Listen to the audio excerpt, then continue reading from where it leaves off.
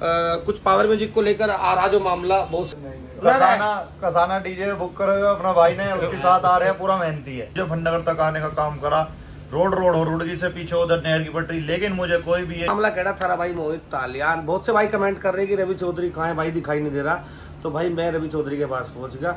जितने सारे भाई बैठे सभी को राम राम, हर हर महादेव, हर हर महादेव। तो दोस्तों इस बार हरिद्वार कावड़ यात्रा में रवि चौधरी लेकर आ रहा है कावड़ अपने। आप सभी को पता ही है भैया, मेरठ में जो कुछ मामला चला था वो बहुत ज्यादा परेशान करने वाला, उसको लेकर भैया रवि चौधरी इस वाले मामले तो बिल्कुल अलग है। ठीक है भाई, हम इस बार अपना जोड़ा पूरा करते हैं। एक कावड़ रवि पहला लाता करीब और एक यहाँ लेकर रहा, और रवि अगली साल कुछ नया दिखाएगा, हटका मामला कैडा करेगा। ये रवि के दोस्त हैं और हमारे भी सभी के, ये मिलने आए रवि तक, और रवि लौट रहा नीचे बरस पे। रवि मामला कैडा कर दे वीडियो में, तो ये बहुत पब्लिक कमेंट कर रही, डीजे पे आकर पूछ रही भाई कि रवि चौधरी है कौन, पब्लिक को थोड़ा बता तो अपने हिसाब से। सभी भाइयों को जय श्री राम, जय महाकाल। आप सभी को पता है जैसे कि मैं कावड़ अपनी लेके आ रहा हूँ, छोटी सी झूला वाली। तो आप सभी को कहना चाहता हूँ, परसों सुबह मैंने कावड़ हर की पौड़ी से उठाई थी। उसके बाद नहर की पटड़ी का सफ़र तय करते हुए बीच में से नहर की पटड़ी का सफ़र छोड़ा, उसका रोड पे आया हाईवे पे। तो अब फिलहाल मैं मुजफ्फरनगर में इन भाइयों ने कमरा ले रखा था, इनके पास में मिलने आ गया और अपना नहा के फ्रेश हूँ। शाम का टाइम हो रहा है, अब यहाँ से तकरीबन 1 घंटे बाद यहाँ से निकलूँगा और अगला जो मेरा स्टॉप रहेगा गांव भैंसी रहेगा, खतौली के पास। खतौली के पास भैंसी रह गया।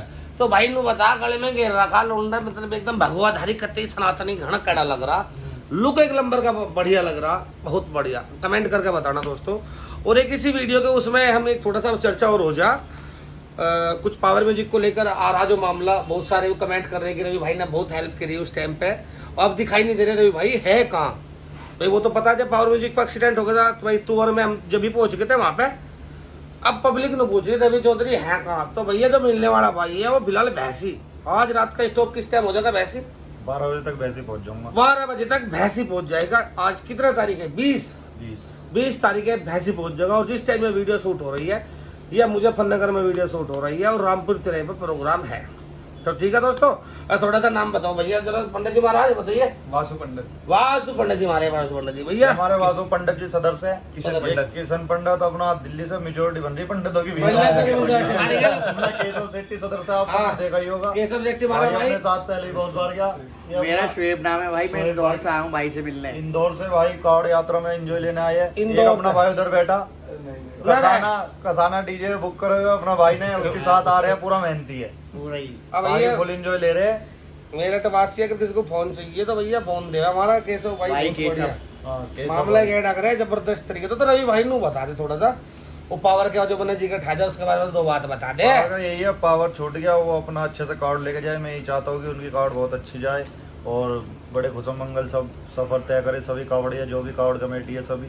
और जैसा इस बार ये हुआ है कावड़ यात्रा में, मैं सभी हिंदुओं को एक बात कहना चाहता हूँ कि आपको जो 6-6 फुट के मंच पर खड़े होके आपको हिंदू क्रांतिकारी बनाने की कोशिश करी जाती है, इस हिंदू को राष्ट्रीय जो है इसे हिंदू राष्ट्र घोषित करने की बातें करी जाती है। अब आप हिंदू, आपको खुद फैसला लेना है कि ये जो सरकार आपको 6-6 फुट पे खड़े होके इस तरीके की ये बातें करती है, क्या ये आपके हित में है या आपके विरोध में है। मेरे मानना तो ये है, मैं जो देख रहा हूँ इस बार कावड़ यात्रा का हाल, मुझे ऐसा एहसास होने लगा है कि कुछ दिनों बाद अपने देश पर वही राज आने वाला है जो पुराने दौर में था, हिटलर राज।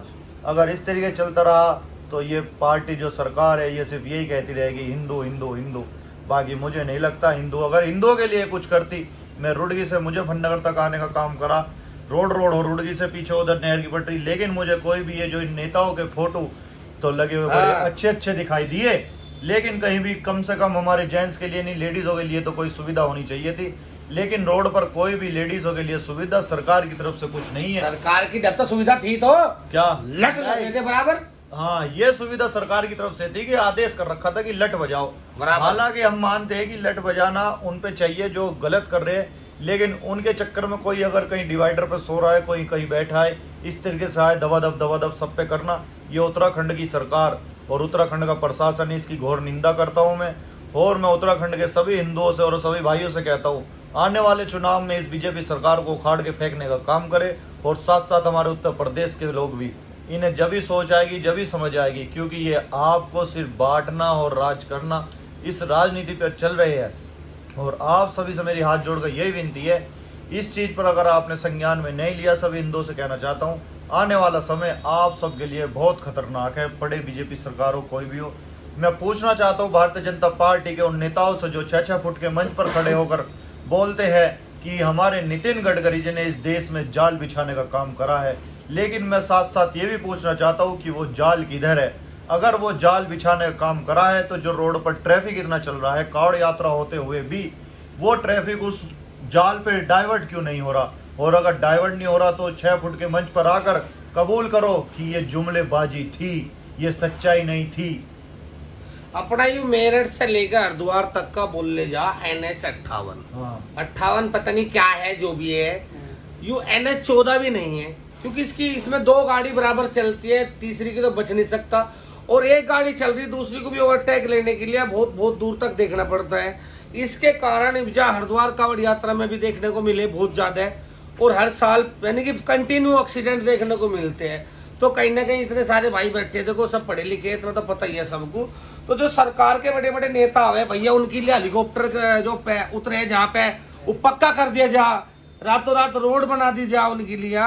वो नेताओं के लिए बात कर, आज मैं कभी कोई अधिकारी देख कर मुझे पकड़ ले, तो भैया उनके लिए इतना मोटा खर्चा हो जाकर यार रोड उत्तराखंड की भूमि बोले जाता है देवभूमि, पूरे देश का आदमी जाता है वहां पे भाई, जाता नहीं जाता, स्नान करने के लिए जाता है। तो अगर लेके वो दिल्ली से जो चलते हैं, दिल्ली से भी छोड़ो, मेरठ है, मेन मेरठ है, मेरठ से ट्रैफिक बढ़ना स्टार्ट हो जाता है भैया, इधर से सब जिलों के संपर्क रोड ऐसे हो जाती है।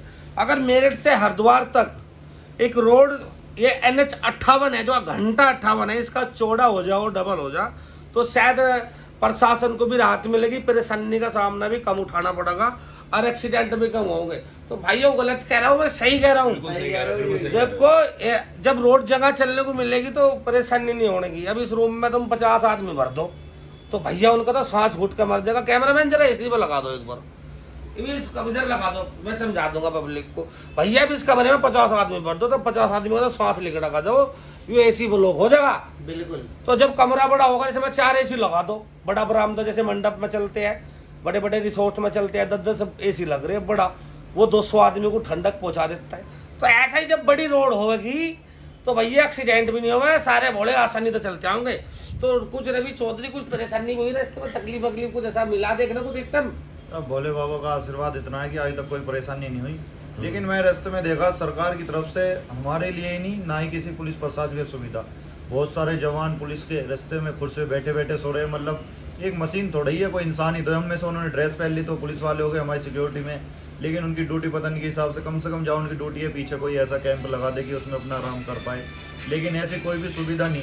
सिर्फ और सिर्फ सरकार ने अपना नाम, अपना क्रेडिट लेने का काम करती है इस मेले में। लेकिन ये जो मेला जो चल रहा है, ये आम जनता और पुलिस प्रशासन और कावड़ियों का मिलजुल कर चल रहा है। इसमें 1% भी रोल नहीं है, सिर्फ लाइट लगाने के सिवा गवर्नमेंट का। एक काम तो हो रहा, बस आप सभी कमेंट करके बताना गलत बात कह रहे सही कह रहे। बड़े बड़े सुंदर सुंदर होल्डिंग लगाए जा रहे हैं जो बहुत महंगे लगते हैं, बड़े सुंदर सुंदर प्यारे फोटो की। आने वाले शिव भक्तों के लिए हार्दिक शुभकामनाएं, वेलकम, ये वो भैया वो वेलकम लिख दिया, वेलकम दीवार पे वेलकम लिख दिया। मैंने कौन यूपी बॉर्डर में जैसे एंट्री ले रहा था, ऊपर बोर्ड लग रहा, सभी कावड़ियों का उत्तर प्रदेश में आने के लिए बहुत बहुत धन्यवाद, स्वागत। कोई मिला? और उस पर फोटो लग रहा था हमारे जो राष्ट्रीय लोकदल के नेता विधायक पुरकाजी से अनिल जी, अच्छा मिले जी, उनका फोटो, और मुजफ्फरनगर से मंत्री जी कपिल देव अग्रवाल मिले खड़े हुए। उनके फोटो देखकर मेरे दिल में इतना सुकून सा पड़ा, मेरी आंखों में से आंसू आने को तैयार थे।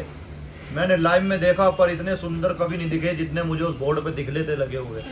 मैं कहना चाहता हूँ उन सभी से कि अपने फोटो अच्छे ना करके रोड पे काम अच्छा करा जाए, तो शायद आपको आने वाले समय में भोले बाबा की तरफ से आशीर्वाद और कावड़ियों की तरफ से भी आशीर्वाद मिलेगा।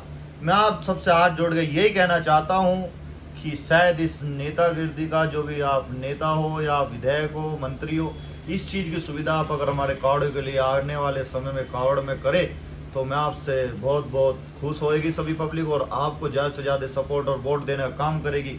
लेकिन ऐसे किसी पद पर बैठकर और सिर्फ फोटो लगाने से काम नहीं चलता। काम चलेगा तो भोले बाबा की जो कावड़ आ रही है इन सब के लिए कैंप लगाओ। मैंने पूरे हरिद्वार से लेकर मुजफ्फरनगर सिर्फ एक भारतीय किसान यूनियन का मुजफ्फरनगर में अंदर कैंप देखा, अच्छा, और किसी भी पार्टी का किसी भी नेता का कोई कैंप नहीं देखा मैंने वहां से लेकर। होल्डिंग देखे बस, सिर्फ होल्डिंग, और होल्डिंग पे फोटो इतने प्यारे प्यारे कि देख के आंखों में आंसू आ जाए। अच्छा अच्छा अच्छा, इतनी तकड़ी एडिटिंग पता नहीं कौन से देश से करवा के लगाए गए हैं। हम्म। और उसी फोटो के बाद जैसे हम यूपी में एंट्री करते हैं तो कल के 1 घंटे के अंदर 11 भोलों की मौत वहाँ एक्सीडेंट से हुई। हाँ भैया, ये बॉर्डर से थोड़े ही अंदर एंट्री करते ही इतना तो ये सब कारण। पहले डिवाइडर भी बनाए, वो डिवाइडर करो ब्रेकर भी बनाए जाते थे मिट्टी के, लेकिन इस बार देख रहा हूँ कि कोई भी ब्रेकर नहीं है एक भी। मैं सभी से कहना चाहता हूँ जो ये गाइडलाइन आई है डीजे वालों के लिए, हम मानते हैं आपने सच से जो भी करा है सही करा है, लेकिन क्या ये गाइडलाइन इनके लिए भी आएगी जो भी ये डाक कावड़ या जा रहे या भागे भागे? क्या ये गाइडलाइन इनके लिए भी आएगी जो ये नेता अपनी पंचायतें करते हैं, अपने जो बड़े बड़े स्टेज लगा के गाड़ियां बसें भरवा के क्षेत्र से मंगा के रोड को जाम करने का काम करते हैं? क्या ये गाइडलाइन आने वाले कुंभ के मेले में भी आएगी, जैसे 2 महीने तक कुंभ के मेले में इलाहाबाद को जाम करने का काम करा?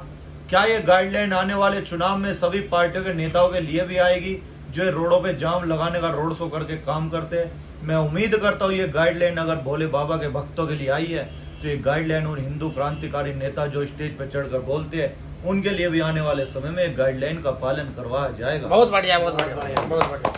दोस्तों सही जेन्युइन बात कही आप लोग। देखो कमेंट करना, अच्छे वीडियो को ज्यादा से ज्यादा शेयर करना। सही बात है, गाइडलाइन सभी की होनी चाहिए। ऐसा नहीं कि एक नेता आ रहा है उसके लिए भैया रोड ब्लॉक कर दिया दूसरा, और दूसरे रोड में भैया सब फंसे खड़े रहे। तो ठीक है दोस्तों, इसी के साथ अपनी वीडियो का एक बात और कहना चाहता हूँ मैं इसी वीडियो में। कह दो भैया, कह दो एक बात। एक हिंदू धर्म भी ऐसा है जो अपने हिंदुओं को नीचा दिखाने का काम खुद करता है। आपने देखे होंगे कावड़ यात्रा में आम जनताओं को शिव जी और पार्वती बना के नचाने का काम किया जा रहा है। इस पे किसी ने भी गाइडलाइन नहीं बनाई। इसे रोकने का काम कब होगा? मैं ये सवाल जवाब अपनी भारतीय जनता पार्टी और अपनी आम जनता से करना चाहता हूँ कि आपने जैसे कावड़ियों के लिए गाइडलाइन का काम करा, ये गाइडलाइन इनके लिए भी होनी चाहिए कि कोई भी भगवान के रूप में ये ट्रोलियों पे नाच के और ड्रामा करके दूसरे समाज और तत्व के सामने अपने भगवान को नचाने का काम बिल्कुल इसे जीरो करना चाहिए।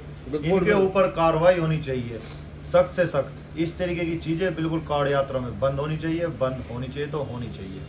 बहुत बढ़िया बात कही। ठीक है दोस्तों, बाय बाय।